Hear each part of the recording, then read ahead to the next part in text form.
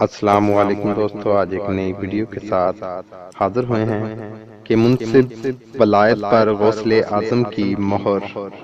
لیکن اس سے پہلے جو دوست چینل پر نئے ہیں ان سے گزارش ہے کہ چینل کو سبسکرائب کر لیں اور ساتھ بیل آئیکن پہ بھی کلک کر لیں تاکہ ایسی لیٹسٹ ویڈیو آپ تک بڑی آسانی کے ساتھ پہنچتی رہیں۔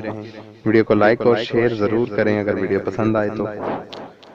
روایت ہے کہ حضرت شاہ ہاشم رحمۃ اللہ علیہ نے اپنے رسالے میں اس طرح درج کیا ہے کہ جب باری تعالیٰ اپنے کسی بندے کو ولی بنانا چاہتا ہے تو حکم فرماتا ہے کہ اسے میرے پیارے حبیب علیہ السلام کے دربار گوہر میں حاضر کرو۔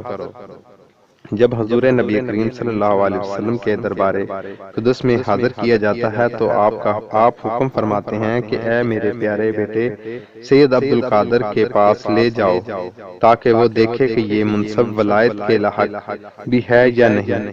پھر غوث اعظم کے دربار قدس میں پیش کیا جاتا ہے۔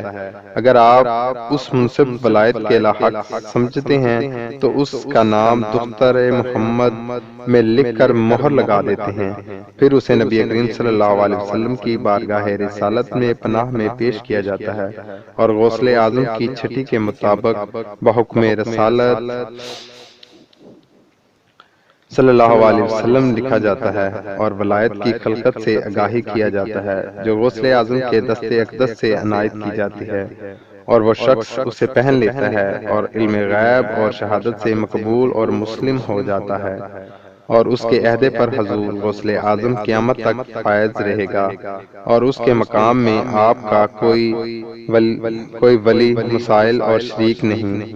ہر وقت ہر زمانے میں آپ سے غوث اور کتب اور جمع اولیاء فیض حاصل کرتے رہے ہیں۔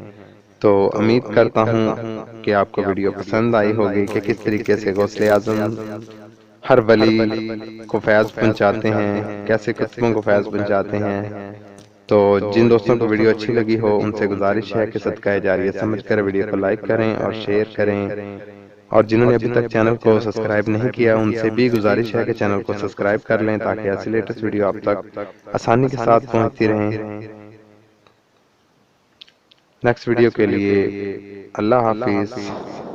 خدا آپ کا اور ہمارا نگہبان ہے۔